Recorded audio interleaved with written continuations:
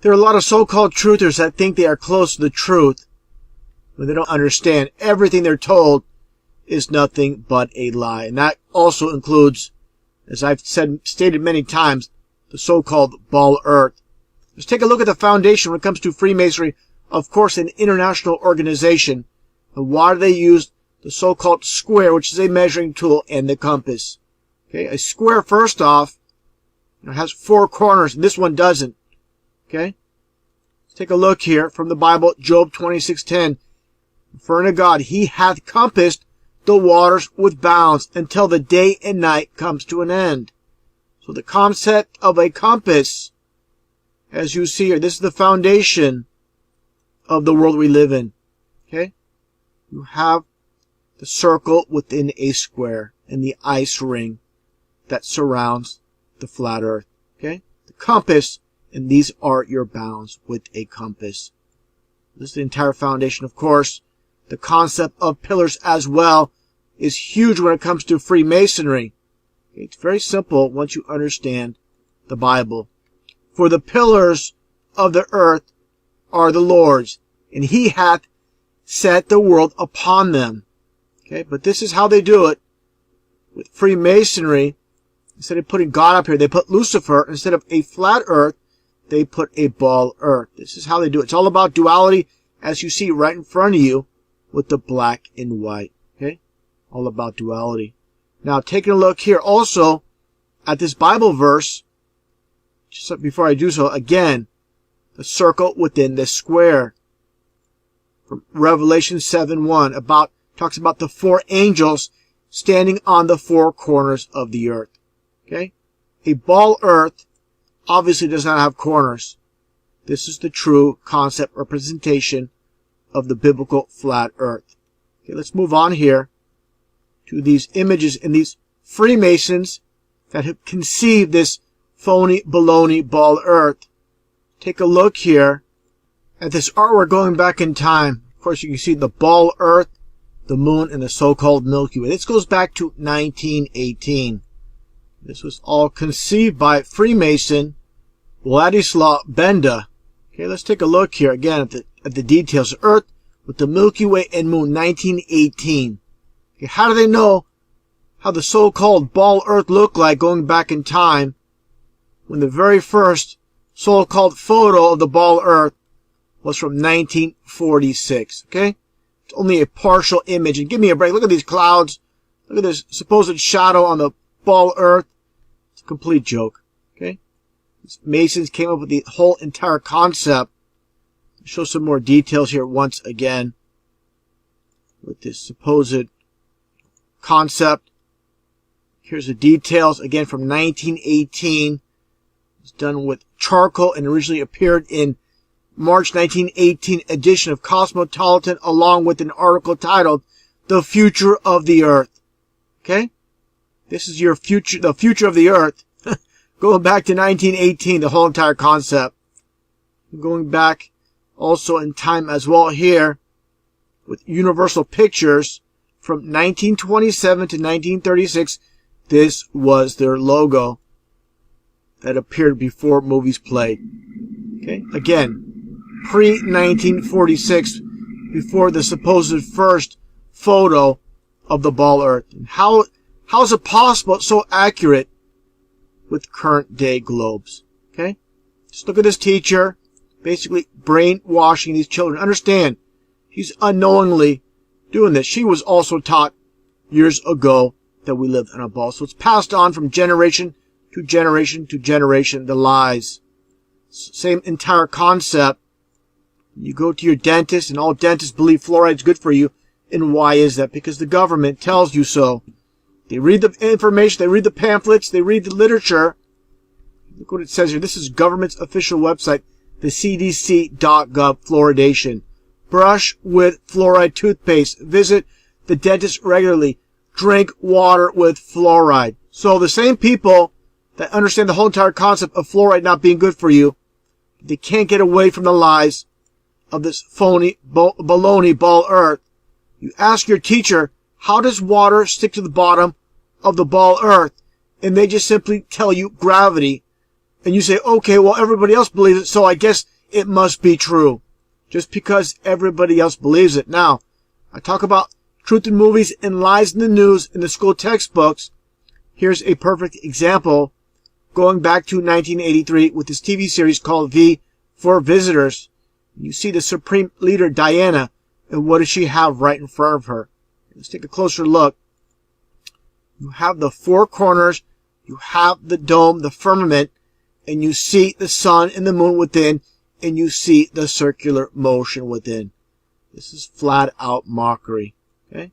Same entire concept where it states in the Bible, once again, as I've shown before, it says from the very beginning of the Bible in Genesis chapter 1 verse 14, and God said, let there be lights in the firmament of the heaven to divide the day from the night, and let them be for signs and for seasons. So if you are a Bible believer and you read this verse and you still go along with science that the sun and the moon, are in distant space, with the sun supposedly being 93 million miles away and the moon being 238,000 miles away, you are rejecting God's word. What does the Bible say about rejecting God's word? From Hosea 4:6, my people are destroyed for lack of knowledge. Because thou hast rejected knowledge, I will also reject thee, that thou shalt be no priest to me. Seeing thou hast forgotten the law of thy God, I will also forget thy children. So again, you substitute what science tells you in all their textbooks about evolution.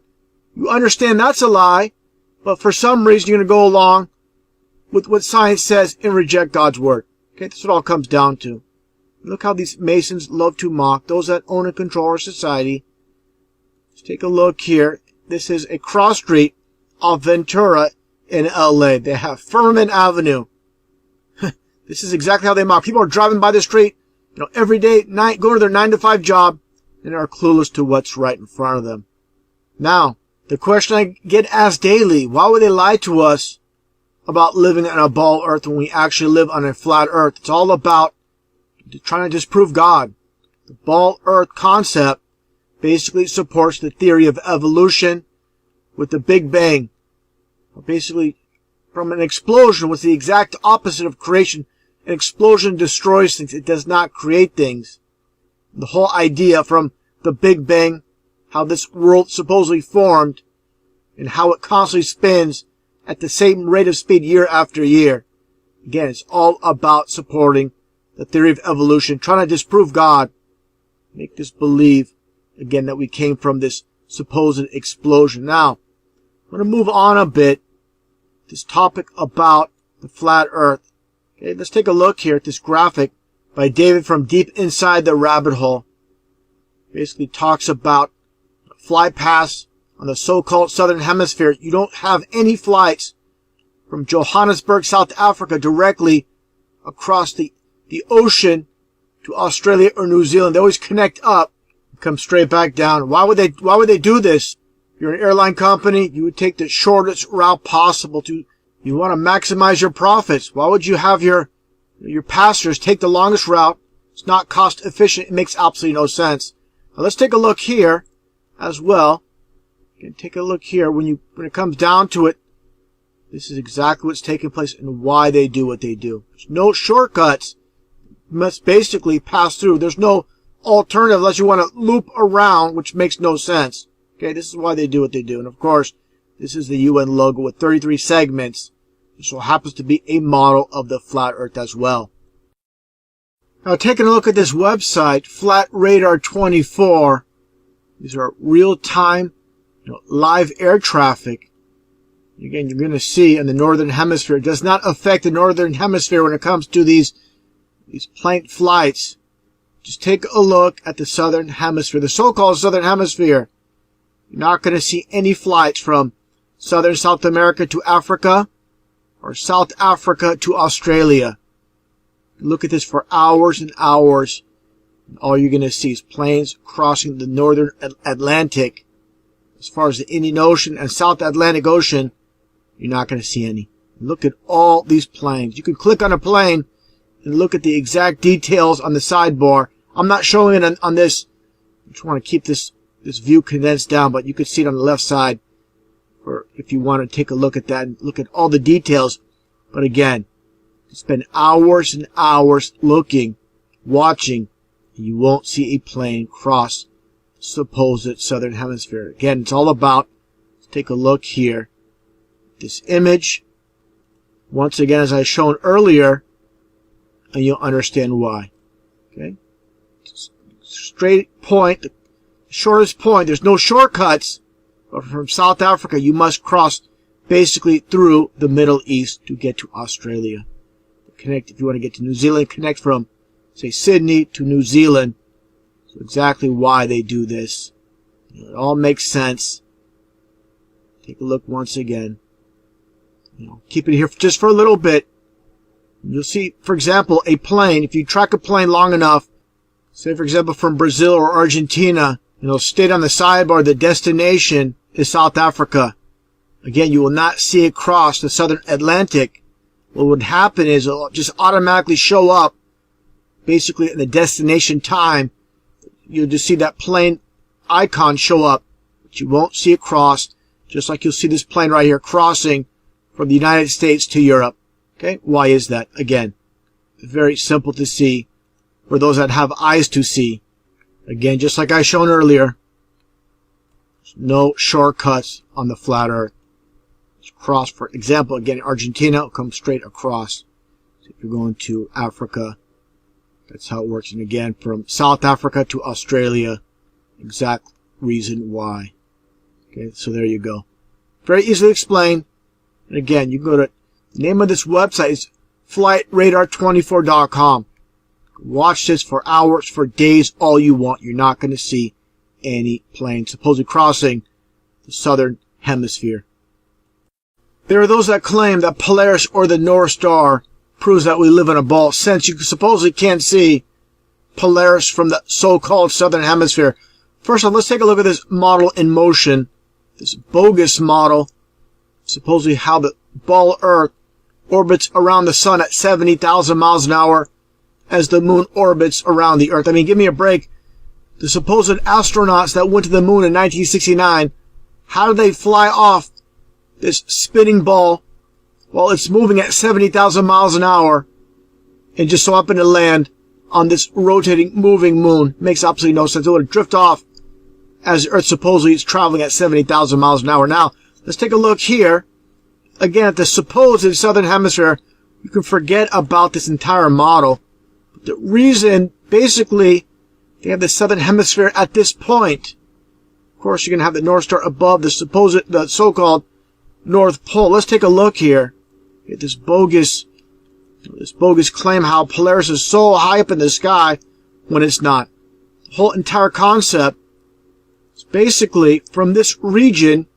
Again, you cannot see the North Star or Polaris, and that's because from this range on the flat Earth model, you go around, you cannot see Polaris because it's all about perspective. Okay? That's what it's all about. And many people try to come to conclusions with numbers that are given to us that are nothing more than lies. I mean, you actually believe we live on this spinning ball with the supposed circumference at 25,000 miles, a little bit under 25,000 miles, in the radius only at, and that's from the core to the top, any side, 3,959 miles. That's it from the very top to the core. That's exactly why you're deceived. You don't understand these numbers. They're a complete joke. Just fabricated numbers. I always talk about truth in movies and lies in the news. Here's another example from the 1984 movie. Take a listen to what is said here. Because we control the mind. Reality is inside the skull, Winston. We control the laws of nature. The stars are not light years, but a few kilometers away. If we wished, we could blot them out. That's what it all comes down to. Only a few kilometers away, not light years away like we're told. Now let's take a look at this model, as I show many times, of the flat Earth. It's basically how the sun goes over. There's no concept of the moon, but how the sun revolves around the flat Earth. Now, if you live, say for example, in California, of course, each morning, the sun comes from the East Coast. Okay? Then it goes over California, for example. It does not go over or around the supposed ball. It just goes out of sight. Due to perspective, it appears to go around a ball. It's not. It's just circling around the flat earth. That's all it's doing. Okay, from your perspective, it looks like it's going down. It's not. Looks like it's sinking. It's not. Again, perspective. Just like a row of telephone poles. They're all the same height, but due to perspective, you cannot see the bottom portion of the legs. Not because they're no longer there, just because, again, you only can see so far. That's what it all comes down to. Now, the entire concept, as I showed before as well, people say, well, this can't be possible. You have daylight, and night at the same time. The whole flat earth should be illuminated. It's not the case. The sun, again, just like Polaris, they're much, much closer than we're told, as I shown before. In this footage, as you can see here at night, this Alaska cruise, this guy here, let me go to the start here. This guy's in his, basically his cabin. He peers out, and there you go. There's the moon. He pans over. And there's your daytime right there. Okay, pans over to the left. Here's your daytime. If you keep going further down, you're eventually going to see the sun. It's just basically, again, the whole concept of the sun, as I've shown here, revolving around the flat earth. Show this again here. Get to that point. There's your day. And there's your night. Go slow. Simple as that. All easily explained once you understand the whole entire concept. The reason, again, people believe what they do believe. Again, they can't get past all the lies. They think they're smart enough to figure out they've been lied to about some things when they don't understand they've been lied to about everything by these Masons that own and control this whole entire world. It's a pack of useless lies. If the things alive.